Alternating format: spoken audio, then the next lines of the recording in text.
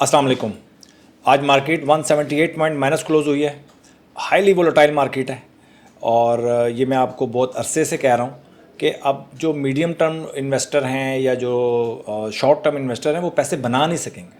ठीक है, इंटैक्ट रहें मार्केट के साथ, सिर्फ अपनी पोजीशंस को थोड़ा सा कम कर दें और ताकि जब भी मार्केट के अंदर तेज़ी जब आप तेज़ी में कन्वर्ट हों तो आप मार्केट के साथ हों, क्योंकि अगर आप मार्केट से आउट हो जाते हैं एक दफ़ा तो जब नए ट्रेंड में फिर इंटर होते होते फिर बहुत देर हो जाती है आपको। ठीक है, तो वो इंटर हो नहीं पाते इंसान, तो इसलिए मार्केट के साथ इंटैक्ट रहना बहुत ज़रूरी है। अपनी पोजीशन को कम कर दें, स्टॉप लॉस को थोड़ा सा कीन उसको फॉलो करें, ताकि अगर यहाँ से मार्केट डाउनफॉल यहाँ से स्टार्ट होता भी है मार्केट का तो आपको ज़्यादा लॉस ना हो।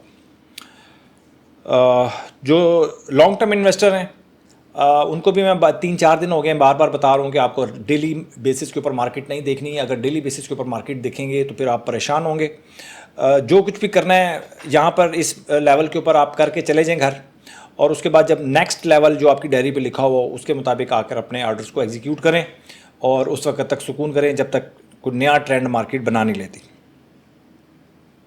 देखें, या तो मार्केट नीचे जाएगी या मार्केट ऊपर जाएगी, दोनों सूरत हाल में आपको समझ लें कि शांत रहना है और चीज़ों को एक्सेप्टेंस लेवल अपना बढ़ाएं। अगर मैं यहाँ से कहूँ कि मार्केट 10,000 पॉइंट्स गिर जाएगी, आपके दिल को धचका नहीं लगना चाहिए, वो लेवल आप अपना बनाएं।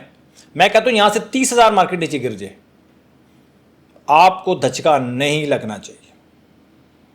ठीक है, ऑब्वियस है अगर आप को लॉस होगा तो एक फीलिंग तो आती है, लेकिन आपका प्रोग्राम इतना स्ट्रांग होना चाहिए, इतना सॉलिड होना चाहिए कि अगर यहाँ से 30,000 मार्केट भी गिर जाए तो आपको पता हो कि यार मेरे साथ क्या होगा, मेरे पोर्टफोलियो के साथ क्या होगा। हर चीज़ इन राइटिंग आपके पास मौजूद होनी चाहिए। अगर आपने स्टॉक मार्केट में इन्वेस्टमेंट करनी है तो ये लेवल आपको बनाना पड़ेगा, अदरवाइज़ आपके लिए स्टॉक मार्केट खुशियाँ बहुत कम लेकर आएगी और गम ज़्यादा लेकर आएगी। ठीक है जी, तो 178 पॉइंट माइनस क्लोज हुई है मार्केट। वॉल्यूम्स कल की तरह ही हैं, बहुत ज़्यादा ड्रॉप नहीं हुए। परसों जो लास्ट जो इन 2 दिनों से पहले जो 2 दिन थे उसमें हाई वॉल्यूम थे, उसके बाद ये जो कल का दिन था वॉल्यूम गिर गए थे, लेकिन आज उस वॉल्यूम को उसने कंटिन्यू किया है। और अगर हम टॉप कंट्रीब्यूटर्स की बात करें, PSO पहले नंबर पे है, फिर PPL, OGDC, Meezan bank, hub power, और जिन्होंने नेगेटिव कंट्रीब्यूट किया है UBL, service, Fauji fertiliser, E fertiliser और सिस्टम है। ठीक है जी, अच्छा ये तो थी जी समरी मार्केट की। इसके बाद हम डिस्कस करते हैं KSE 100 इंडेक्स को 15 मिनट के चार्ट पे। यहाँ से मार्केट आज स्टार्ट हुई है इस जगह से, और आप देख सकते हैं कि मार्केट 700 पॉइंट तकरीबन 750 पॉइंट माइनस हुई थी, और अगले सवा घंटे में 750 पॉइंट माइनस हुई, अगले सवा घंटे में रिकवर हो गई।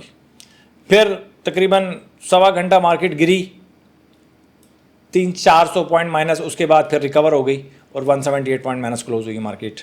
तो मार्केट बहुत हाई वोलेटाइल है, उसको कैच करना, इसको फॉलो करना बहुत मुश्किल है इस वक्त। तो अपनी एनर्जीज को सेव रखें अच्छे दिनों के लिए। अच्छा जी, आज हम सबसे पहले हम कैटेगरीज को डिस्कस कर लेते हैं। कैटेगरी A+ में PSO है जी, उसकी अलर्ट कैंडल भी आज बनी है। सुई नार्थ है A+ में, DG खान A में है, फौजी cement, GHGL, national bank, power cement, standard chartered, Askari bank, bank of Punjab, GAL और SSGC। ये स्टॉक्स हैं जी A और A+ में। इनमें जो अच्छे स्टॉक्स चल रहे हैं, सारे स्टॉक्स अच्छे हैं, और जो स्पेशल जो चल रहे हैं उनमें इस वक्त आप कर लें बैंक ऑफ पंजाब, सुई साउथ भी अभी तेज़ी स्टार्ट नहीं हुई, standard chartered, national bank, GHGL, ये स्ट्रॉन्ग आइटम है जो चल रहे हैं। ज़्यादातर स्ट्रॉन्ग आइटम आपको मेरे जर्नल से मिलेंगे।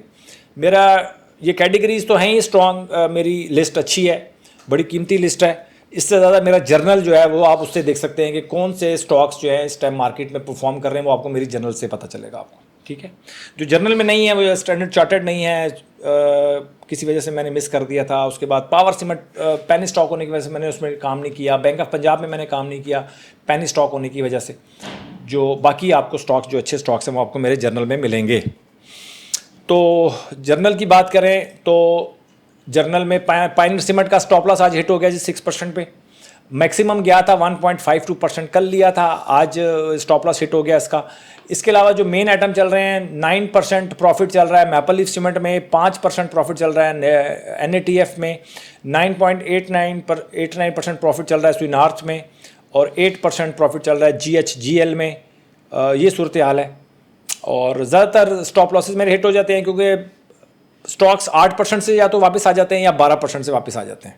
तो 12% वाले स्टॉक्स मैं 4% पे सेल कर देता हूँ और 8% वाले स्टॉक्स मैं ब्रेक इवन पे सेल कर देता हूँ। तो ज़्यादातर मेरे ब्रेक इवन पे आजकल स्टॉक्स सेल हो रहे हैं। तो यहीं से पता चलता है कि मार्केट स्ट्रगल कर रही है। 8% 12% यहाँ से स्टॉक्स वापस आ रहे हो ज़्यादातर, तो आप समझ लें कि मार्केट स्ट्रगल कर रही है। और मेरा जो जर्नल है वो आपको यही बता रहा होगा कि 8-12 से वापस आ जाते हैं। 1-2 स्टॉक्स हैं जो 12 से ऊपर निकल जाते हैं। और अब देखें जैसे 16% से वापस आया मैपल लीफ सीमेंट, सिर्फ एक वाइट स्टॉक है मैपल लीफ और GHGL 16% से वापस आए हैं। अदरवाइज बाकी सारे आइटम जो हैं वो 12% से वापस आए हैं। 12, 11, 8 ये एवरेज चल रही है। ठीक है जी। उसके बाद हम कुछ स्टॉक्स को डिस्कस करते हैं। सबसे पहले पाक इलेक्ट्रॉन आप देख सकते हैं कि एक इसने 45 की मूविंग एवरेज को ब्रेक किया, थोड़ा सा फिर इसने वापस गया, स्ट्रगल की, नहीं इसको ब्रेक कर सका, फिर वापस आ गया, फिर इसने ब्रेक करने की कोशिश की, फिर ये वापस आ गया, अब दोबारा 45 की मूविंग एवरेज पे फुल स्ट्रगल चल रही है मार्केट के साथ। बिल्कुल पाक इलेक्ट्रॉन और KSE 100 इंडेक्स का जो चार्ट है वो तकरीबन सेम चल रहे हैं। तो स्ट्रगल चल रही है। और मैं समझता हूँ अगर आपने पाक इलेक्ट्रॉन में काम करना ही करना है तो ये जो एक हाई लगा है इसका लास्ट 4350, इससे ऊपर आप इसको बाय करेंगे शॉर्ट टर्म ट्रेड करने वाले या मीडियम टर्म ट्रेड करने वाले।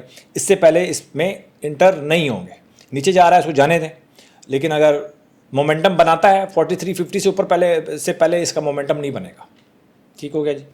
इसके बाद मेरे पास स्टॉक है आज PSO, और वॉल्यूम इनमें अच्छे हैं सारों स्टॉक्स में। PSO का भी एक जो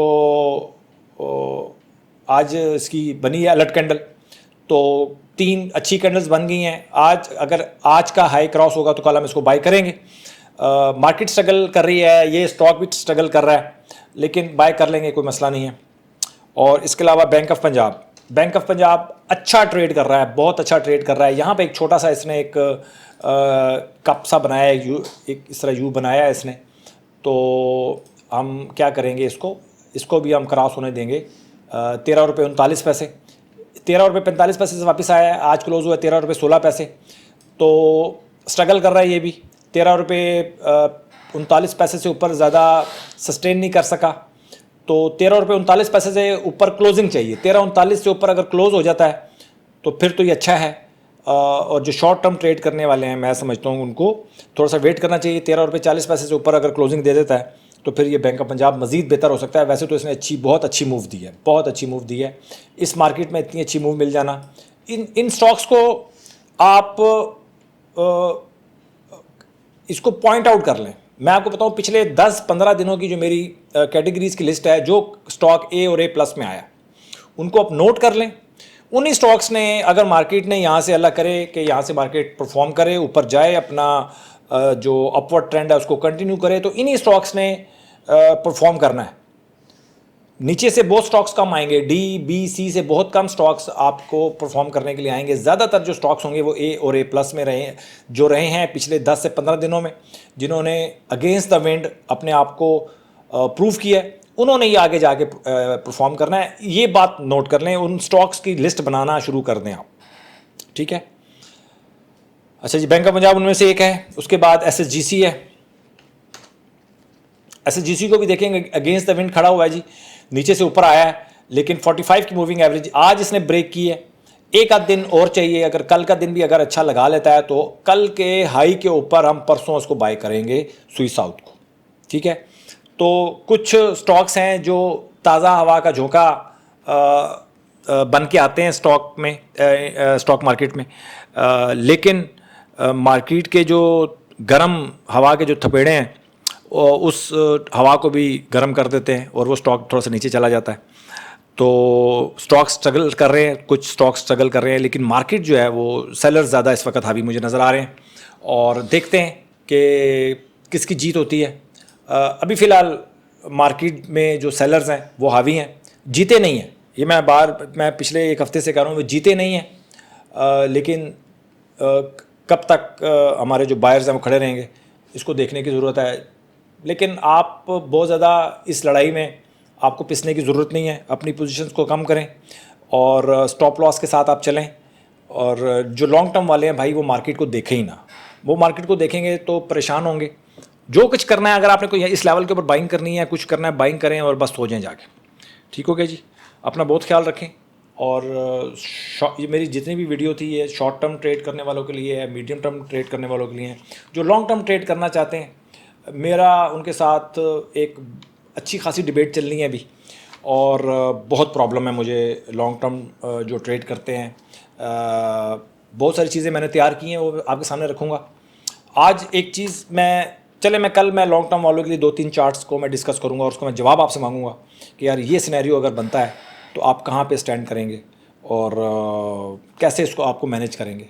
लॉन्ग टर्म इन्वेस्टमेंट को मैनेज करना इतना आसान नहीं है जितना आपको किसी YouTube वीडियो में नज़र आता है या किसी किताब में नज़र आता है। इतना आसान नहीं है, ये मैं आपको गारंटी कर रहा हूँ। और अगर आप समझ लेते हैं कि लॉन्ग टर्म इन्वेस्टमेंट को कैसे मैनेज करना है, तो उससे आसान काम भी नहीं है। ठीक है, लेकिन जिस तरह आपको पढ़ाया जाता है, जिस तरह समझाया जाता है, इस तरह नहीं है, हरगिज़ नहीं है। आप किसी के बहकावे में ना आए। किसी के लोग कॉपी पेस्ट करके आपको कंटेंट बना के देते हैं जो कि बहुत ज़्यादा आपके लिए नुकसानदेह हो सकता है। चीज़ों को समझें, बैक टेस्टिंग करें भाई, उसके बाद ही फिर आप कुछ फ्रंट टेस्टिंग के बारे में सोचें। अपना बहुत ख्याल रखें। Thank you very much.